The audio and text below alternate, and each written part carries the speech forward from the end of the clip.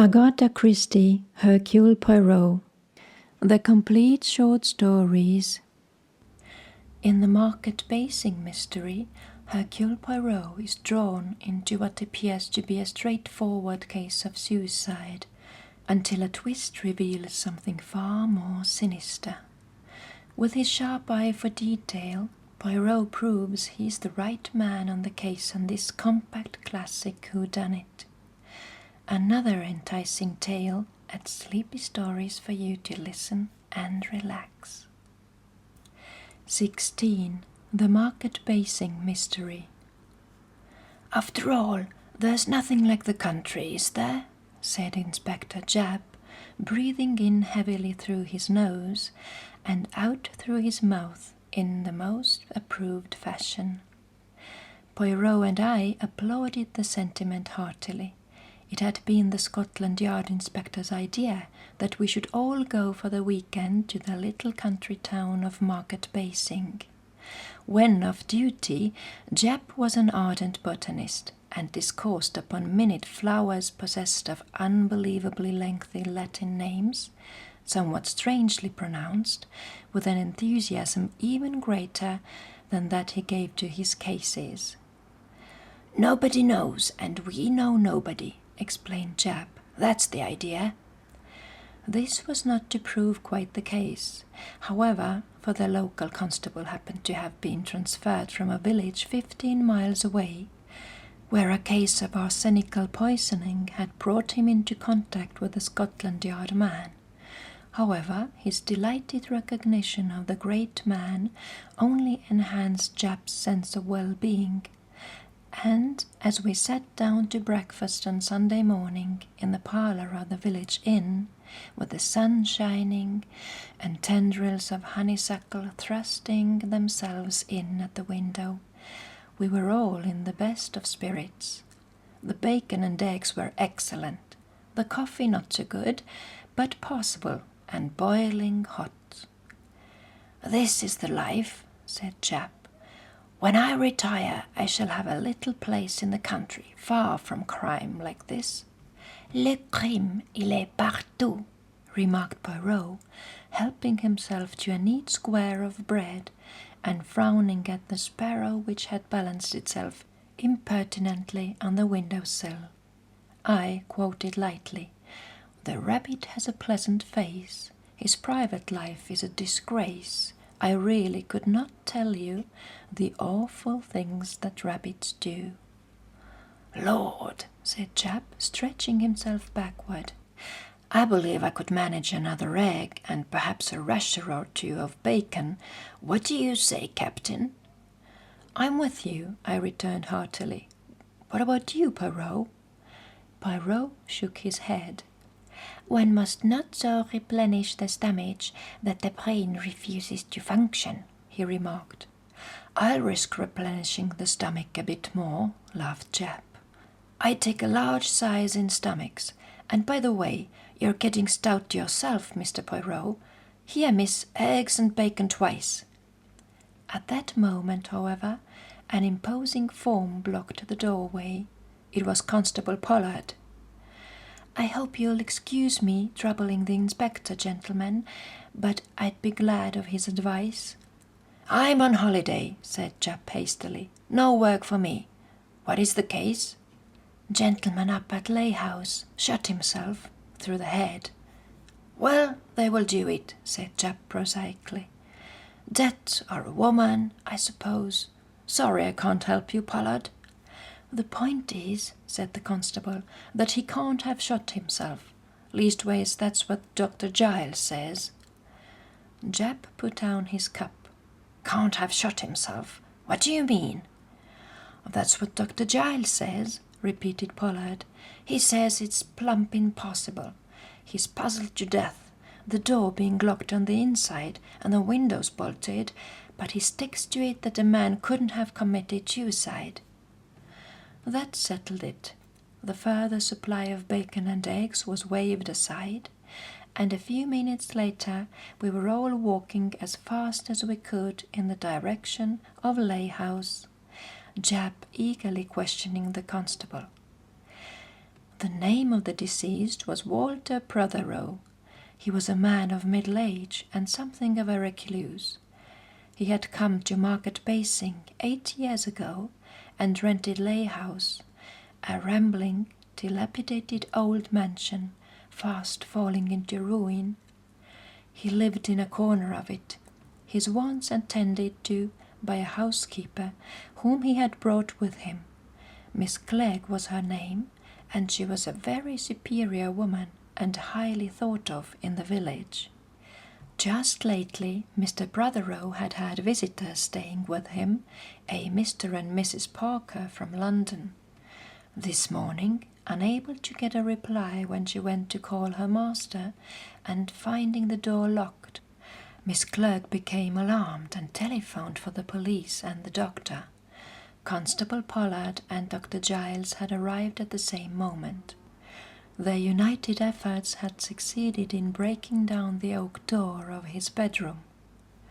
Mr. Prothero was lying on the floor, shot through the head, and the pistol was clasped in his right hand. It looked a clear case of suicide. After examining the body, however, Dr. Giles became clearly perplexed, and finally he drew the constable aside and communicated his perplexities to him, whereupon Pollard had at once thought of Jap. Leaving the doctor in charge, he had hurried down to the inn. By the time the constable's recital was over, we had arrived at Leigh House, a big, desolate house, surrounded by an unkempt, weed-ridden garden. The front door was open, and we passed at once into the hall and from there into a small morning room whence proceeded the sound of voices. 4 people were in the room, a somewhat flashily dressed man with a shifty, unpleasant face, to whom I took an immediate dislike, a woman of much the same type, though handsome in a coarse fashion, another woman dressed in neat black who stood apart from the rest, and whom I took to be the housekeeper, and a tall man dressed in sporting tweeds, with a clever, capable face, and who was clearly in command of the situation. "Dr. Giles," said the constable, "this is Detective Inspector Japp of Scotland Yard, and his 2 friends." The doctor greeted us and made us known to Mr. and Mrs. Parker. Then we accompanied them upstairs. Pollard, in obedience to a sign from Japp, remained below, as it were on guard over the household. The doctor led us upstairs and along the passage. A door was open at the end, splinters hung from the hinges, and the door itself had crashed to the floor inside the room. We went in. The body was still lying on the floor. Mr. Prothero had been a man of middle age, bearded, with hair grey at the temples. Japp went and knelt by the body. "Why couldn't you leave it as you found it?" he grumbled. The doctor shrugged his shoulders. "We thought it a clear case of suicide." Said Japp. "Bullet entered the head behind the left ear." "Exactly," said the doctor. "Clearly impossible for him to have fired it himself. He'd have had to twist his hand right round his head. It couldn't have been done. Yet you found the pistol clasped in his hand. Where is it, by the way?" The doctor nodded to the table. "But it wasn't clasped in his hand," he said. "It was inside the hand, but the fingers weren't closed over it." "Put there afterwards," said Japp. "That's clear enough." He was examining the weapon. "1 cartridge fired. We'll test it for fingerprints, but I doubt if we find any but yours, Dr. Giles. How long has he been dead?" "Sometime last night. I can't give the time to an hour or so, as those wonderful doctors in detective stories do. Roughly he's been dead about 12 hours. So far, Poirot had not made a move of any kind. He had remained by my side, watching Japp at work and listening to his questions. only from time to time he had sniffed the air very delicately and as if puzzled. I too had sniffed, but could detect nothing to arouse interest. The air seemed perfectly fresh and devoid of odour, and yet from time to time Poirot continued to sniff it dubiously, as though his keener nose detected something I had missed. Now, as Jap moved away from the body, Poirot knelt down by it. He took no interest in the wound. I thought at first that he was examining the fingers of the hand that had held the pistol, but in a minute I saw that it was a handkerchief carried in the coat sleeve that interested him. Mr. Prothero was dressed in a dark grey lounge suit. Finally, Poirot got up from his knees, but his eyes still stayed back to the handkerchief, as though puzzled. Jap called to him to come and help to lift the door. Seizing my opportunity, I too knelt down and, taking the handkerchief from the sleeve, scrutinized it minutely. It was a perfectly plain handkerchief of white cambric. There was no mark or stain on it of any kind. I replaced it, shaking my head and confessing myself baffled. The others had raised the door. I realized that they were hunting for the key. They looked in vain. "That settles it," said Jap. "The window shut and bolted.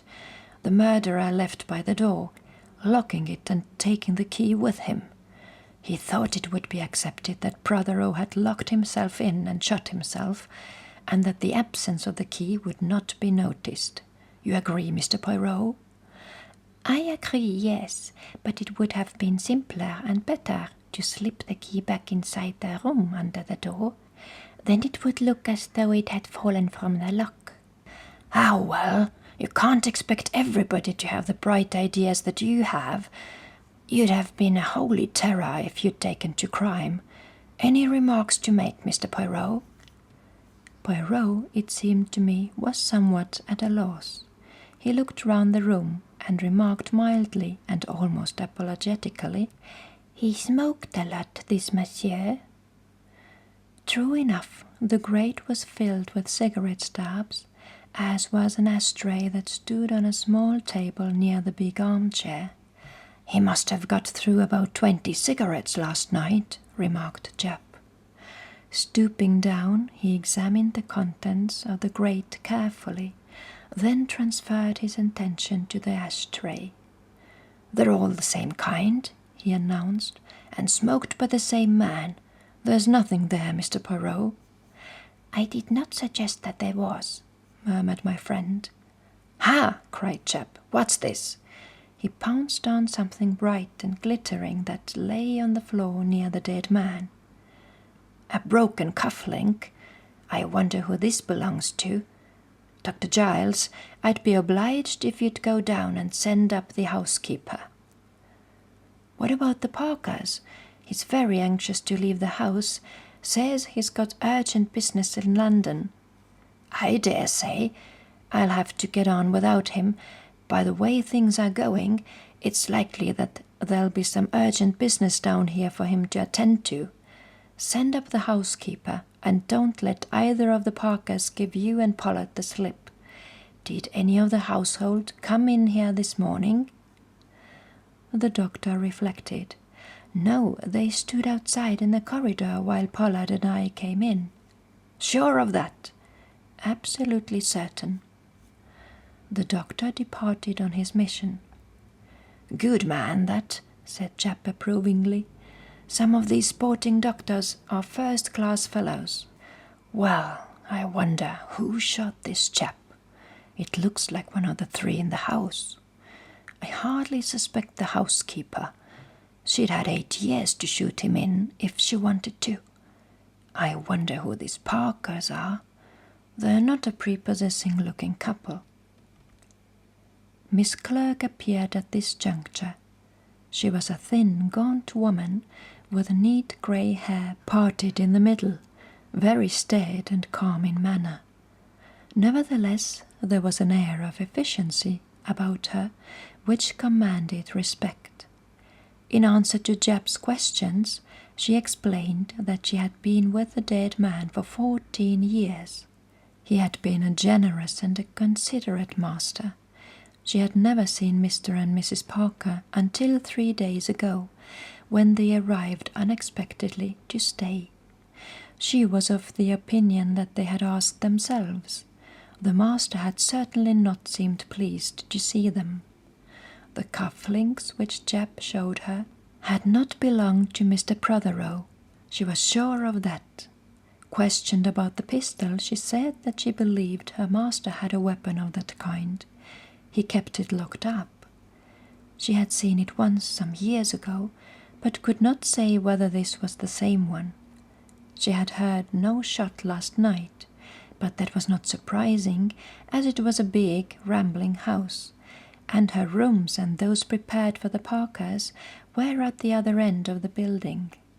She did not know what time Mr. Prothero had gone to bed. He was still up when she retired at 9:30. It was not his habit to go at once to bed when he went to his room. Usually he would sit up half the night, reading and smoking. He was a great smoker. Then Poirot imposed a question. Did your master sleep with his window open or shut, as a rule? Miss Clare considered. It was usually open, at any rate at the top. Yet now it is closed. Can you explain that? No, unless he felt a draught and shut it. Japp asked her a few more questions and then dismissed her. Next, he interviewed the Parkers separately. Mrs. Parker was inclined to be hysterical and tearful. Mr. Parker was full of bluster and abuse. He denied that the cufflink was his, but as his wife had previously recognized it, this hardly improved matters for him, and as he had also denied ever having been in Prothero's room, Japp considered that he had sufficient evidence to apply for a warrant. Leaving Pollard in charge, Japp bustled back to the village and got into telephonic communication with headquarters. Poirot and I strolled back to the inn. "You're unusually quiet," I said. "Doesn't the case interest you?" "Au contraire, it interests me enormously, but it puzzles me also." "The motive is obscure," I said thoughtfully, "but I'm certain that Parker's a bad lot.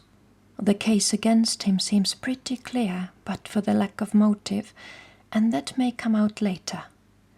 "Nothing struck you as being especially significant, although overlooked by Japp?" I looked at him curiously. "What have you got up your sleeve, Poirot?" "What did the dead man have up his sleeve?" "Oh, that handkerchief." "Exactly, that handkerchief." "A sailor carries his handkerchief in his sleeve," I said thoughtfully.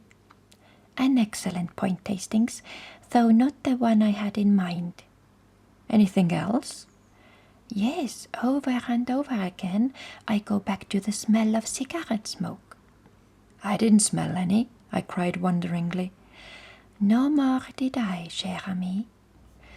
I looked earnestly at him. It is so difficult to know when Poirot is pulling one's leg, but he seemed thoroughly in earnest and was frowning to himself. 2.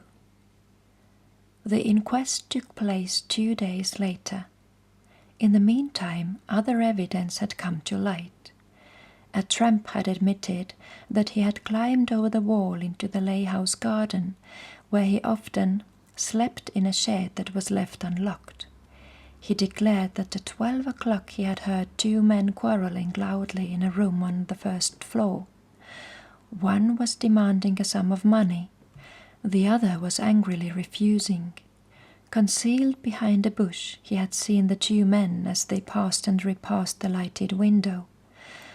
One he knew well as being Mr. Prothero, the owner of the house. The other he identified positively as Mr. Parker. It was clear now that the Parkers had come to Leigh House to blackmail Poirot, and when later it was discovered that the dead man's real name was Wendover, and that he had been a lieutenant in the Navy and had been concerned in the blowing up of the first-class cruiser Merrythought in 1910, the case seemed to be rapidly clearing. It was supposed that Parker, cognizant of the part Wendover had played, had tracked him down and demanded hush money, which the other refused to pay. In the course of the quarrel, Wendover drew his revolver and Parker snatched it from him and shot him, subsequently endeavouring to give it the appearance of suicide. Parker was committed for trial, reserving his defence. We had attended the police court proceedings. As we left, Poirot nodded his head. "It must be so," he murmured to himself. "Yes, it must be so. I will delay no longer." He went into the post office and wrote off a note which he dispatched by special messenger. I did not see to whom it was addressed. Then we returned to the inn where we had stayed on that memorable weekend. Poirot was restless, going to and from the window. "I await a visitor," he explained. "It cannot be, surely it cannot be that I am mistaken. No, here she is."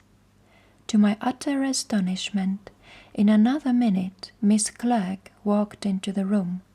She was less calm than usual, and was breathing hard as though she had been running.